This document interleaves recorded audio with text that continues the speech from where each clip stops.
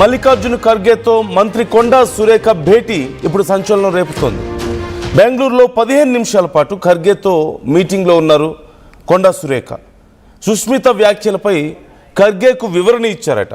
రాష్ట్రంలో PCC chief ఇతర మంత్రులు ఎవరు అపాయింట్మెంట్ ఇవ్వకపోవడంతో ఖర్గేతో సమావేశమయ్యారు కొండా సురేఖ. పార్టీని కానీ గాంధీ ఫ్యామిలీని కానీ విమర్శించలేదు అంటూ ఖర్గేకు చెప్పారు. కొండా సురేఖ వివరణపై ఖర్గే అసంతృప్తి వ్యక్తం చేశారట. ఏదైనా సమస్య ఉంటే రాష్ట్ర స్థాయిలో పరిష్కరించుకోవాలి, ఇన్ఛార్జితో మాట్లాడుకోవాలి, పార్టీని ప్రభుత్వాన్ని నడిపే వాళ్ళపై విమర్శలు సరికాదు, పార్టీకి నష్టం చేసే చర్యలు సరికాదు అంటూ కొండా సురేఖకు ఖర్గే క్లాస్ పీకారు అంటూ కూడా తెలుస్తోంది. అయితే ఓవైపు రాష్ట్ర స్థాయిలో ఉన్న నాయకత్వం కానీ ఇక్కడ పీసీసీ చీఫ్ కానీ ఎవరూ కూడా ఇన్ఛార్జీలు కానీ ఎవరూ పట్టించుకోవడం లేదు, అపాయింట్మెంట్స్ ఇవ్వడం లేదు. నేను ఒక ఎక్స్ప్లెనేషన్ ఇవ్వడానికి అందుకే ఇక తప్పనిసరి పరిస్థితిలో మీ వరకు రావాల్సి వచ్చింది అని చెప్పినట్లుగా తెలుస్తుంది. గతంలో కూడా కొన్ని సందర్భాల్లో డైరెక్ట్గా ఏఐసీసీ దగ్గరికి వెళ్ళారని చెప్పేసి మనం వార్తలు విన్నాం. అంటే లెటర్స్ రాశారు, వాళ్ళకి కంప్లైంట్ చేశారు ఇక్కడ ఉన్నటువంటి సమస్యల గురించి అని. ఇప్పుడు ఎలాగో పట్టించుకునే పరిస్థితి లేదు. ఈ నేపథ్యంలో ఇక పై స్థాయి వరకు వెళ్ళినటువంటి పరిస్థితి కనపడుతోంది. అయితే కొండా సురేఖ ఇక్కడ చాలా క్లియర్గా నేను కాంగ్రెస్ పార్టీని కానీ అలాగే గాంధీ ఫ్యామిలీని కానీ నేను ఎక్కడా విమర్శించలేదు, ఏఐసీసీని నేను అసలే విమర్శించలేదు, మాకు సంబంధం లేదు, కేవలం ఏదో చిన్న స్థాయిలో నా కూతురు ఏదో తెలిసి తెలియక మాట్లాడింది, ఆ కామెంట్స్తో నాకు పూర్తిగా సంబంధం లేదు, అది తన వ్యక్తిగత అభిప్రాయాలుగా చూడాలి అని చెప్పేసి కోరినట్లుగా కనపడుతోంది. ఇక్కడ ఎక్స్ప్లెనేషన్ ఇవ్వాల్సిన సందర్భంలో కూడా కొండా సురేఖ ఇవే కామెంట్స్ చేశారు. ఆ కామెంట్స్కి నాకు సంబంధం లేదు, తను ఏదో చిన్నపిల్ల మాట్లాడిందిలే అన్నట్లుగా చెప్పారు. ఇప్పుడు ఏఐసీసీ దగ్గర కూడా ఇదే సమాధానం చెప్పినట్లుగా తెలుస్తుంది. అయితే ఖర్గే ఈ విషయంలో సీరియస్ అయ్యారు అంటూ తెలుస్తుంది. అయితే కొండా సురేఖ వైపు నుంచి ఒక చిన్న స్ట్రాటజీ ఇక్కడ మనకు కనపడుతుంది. కాంగ్రెస్లో కొన్ని పద్ధతులు ఉంటాయి. అధిష్టానాన్ని అంటే ఏఐసీసీని కానీ జాతీయ స్థాయి అధిష్టానాన్ని కానీ లేదంటే గాంధీ ఫ్యామిలీని కానీ ఏమీ అనకపోతే మిగతా ఎవరు తిట్టుకున్నా పెద్దగా సమస్య ఇక్కడ ఉండదు. ఇదొక చాలా సందర్భాల్లో మనం చూసాం. చాలామంది విషయంలో ఇక్కడ బయటకు వచ్చి సీఎంల గురించి మాట్లాడతారు, మిగతా ఎమ్మెల్యేల గురించి మాట్లాడతారు, పార్టీలో ఇంకెవరి గురించి అయినా మాట్లాడతారు, ఈవెన్ ఇన్ఛార్జీల గురించి కూడా మాట్లాడతారు, కానీ పెద్దగా సమస్య లేదు. చాలా సందర్భాల్లో మనం చూసాం. ఇక మరోవైపు తమ కూతురు మాటలతో తనకే సంబంధం, నేను మాట్లాడింది కాదు కదా, తనకేదో తెలియక మాట్లాడిందిలే అన్నట్లుగా కవర్ చేసుకునే ప్రయత్నం కూడా ఇక్కడ కనపడుతుంది. ఈ నేపథ్యంలో ఇప్పుడు ఏం జరగబోతోంది? ఖర్గేనేమో ఏదైనా ఉంటే అక్కడే చూసుకోండి అని చెప్పినట్లుగా తెలుస్తోంది. ఖర్గే ఈ విషయంలో డైరెక్ట్గా ఇన్వాల్వ్ అవ్వడానికి రెడీగా లేదంటే ఏఐసీసీ పెద్దగా కొండా సురేఖకు ఈ సందర్భంలో రిలీఫ్ ఇచ్చే అవకాశం లేనట్లుగా కనపడుతుంది వాళ్ళు ఇనిషియేషన్ తీసుకొని. ఇక్కడ రాష్ట్ర స్థాయిలోనేమో కొండా సురేఖ మీద వ్యతిరేకత పెరుగుతుంది. చాలామంది కంప్లైంట్ చేస్తున్నారు. ఈవెన్ ఏఐసీసీకి కూడా ఇక్కడి నుంచి చాలామంది కొండా సురేఖ గురించి కంప్లైంట్ చేస్తున్నారు. యాక్షన్ తీసుకోవాలని కోరుతున్న వాళ్ళు లేకపోలేదు. మరోవైపు పార్టీకి వ్యతిరేకంగా ఉంది కొండా సురేఖ వైఖరి అని చెప్పి బహిరంగ విమర్శలే మనం చూస్తూనే ఉన్నాం పార్టీలో కొంతమంది. సో ఇప్పుడు ఏం జరగబోతోంది అనేదే చాలా కీలకమైన అంశం. దీంతో పాటుగా చిన్నారెడ్డి పైన కూడా పార్టీ చాలా సీరియస్గా ఉంది అంటున్నారు.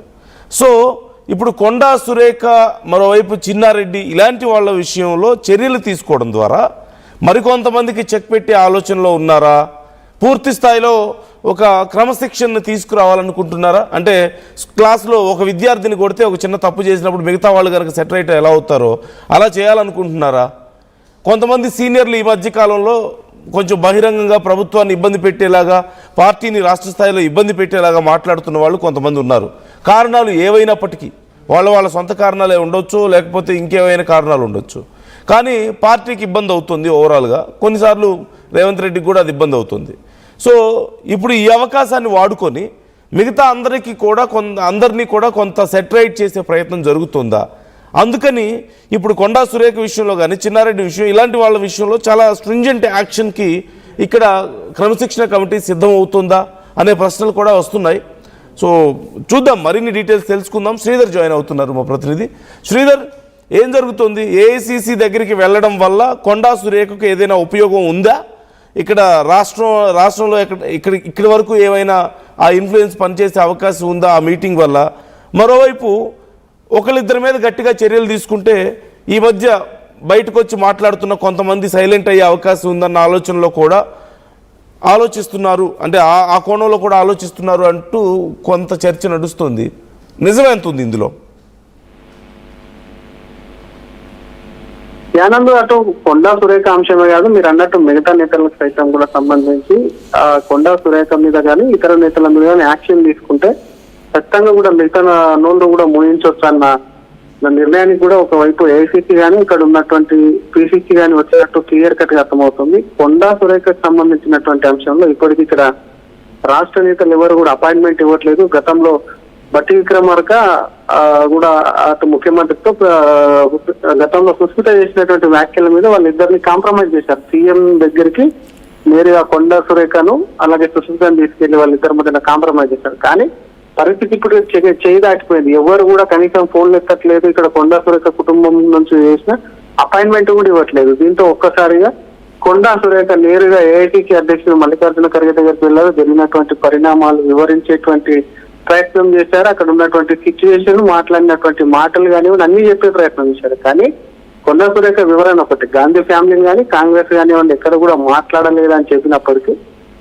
ఒకవైపు సభానాయకుడు ఇక్కడ సభ అటు ప్రభుత్వంలో ఉన్న వారిని విమర్శించడం సరికాదు, మీ వ్యాఖ్యలు సరికాదు, అది సరిదిద్దుకోవాలి అంటూ కూడా మల్లికార్జున ఖర్గే చాలా క్లియర్ కట్ గా చెప్పారు. ఏదన్నా ఉంటే రాష్ట్ర స్థాయిలోనే అది చూసుకోవాలి. అక్కడ పిసిసి ఉంటాడు, ఇన్ఛార్జ్ ఏఐసిసి ఇన్ఛార్జ్ ఉంటారు కాబట్టి అక్కడనే చూసుకోవాలని చెప్పినటువంటి మాటలు చూస్తే ఏఐసిసి సైతం కూడా కొండా సురేఖ అంశంలో చేతులు ఎత్తేసినట్టు చాలా క్లియర్ కట్ గా అర్థమవుతుంది. ఎందుకంటే ఆప్షన్స్ సంబంధించి నేరుగా ఏఐసిసి వద్దకు జనరల్ గా కాంగ్రెస్ నేతలు వెళ్తుంటారు. మొన్న మెగారెడ్డి సైతం కూడా ఇక్కడ చిన్నారెడ్డి చేసినటువంటి వ్యాఖ్యల మీద అక్కడికి ఫిర్యాదు చేశారు. అక్కడ బాధితుడు వెళ్ళి ఫిర్యాదు చేశారు. ఇక్కడనేమో నేరుగా ఎవరైతే బాధ్యులు ఉన్నారో వాళ్ళే ఫిర్యాదు చేయడం ఏదైతే ఉందో అది ఇప్పటికే ఇక్కడ ఉన్నటువంటి రాష్ట్ర నాయకత్వం నేరుగా ఎమ్మెల్యేలు ఒక్కొక్కరుగా మంత్రులు బయటకు వచ్చి కొండా సురేఖ క్షమాపణ చెప్పాలి, కొండా సురేఖను కొంత బర్తరఫ్ చేయాలని ఎమ్మెల్యేలు ఎమ్మెల్సీలు వచ్చి మాట్లాడుతున్నారు. కాబట్టి ఏఐసిసికి ఈ అంశం ఏఐసిసి పరిధిలో కూడా జరగదు. కాబట్టి ముందు నుంచి ముఖ్యమంత్రి మీద మాట్లాడినా, ముఖ్యమంత్రి కుటుంబం మీద మాట్లాడినా, ఇక్కడ ఉన్నటువంటి ప్రభుత్వం మీద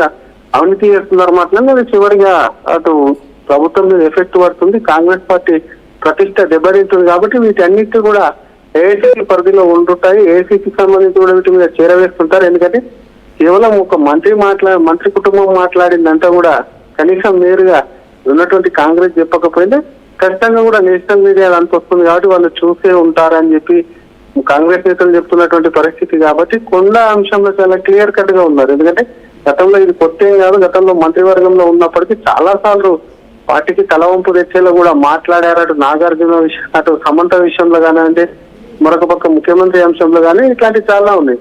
ఇటువంటి అంశాలన్నింటినీ కూడా తీసుకుంది కాబట్టి కొత్త ఏం కాదు. కాబట్టి కొండా సురేఖ మీద మంత్రివర్గం నుంచి బర్తరఫ్ చేసేందుకు కొంత వెయిట్ వేసేందుకు సిద్ధమయ్యారని చెప్పి గాంధీ వర్గాల్లో కూడా పెద్ద ఎత్తున చర్చ జరుగుతుంది. ఎక్కడ కూడా తగ్గట్లేదు.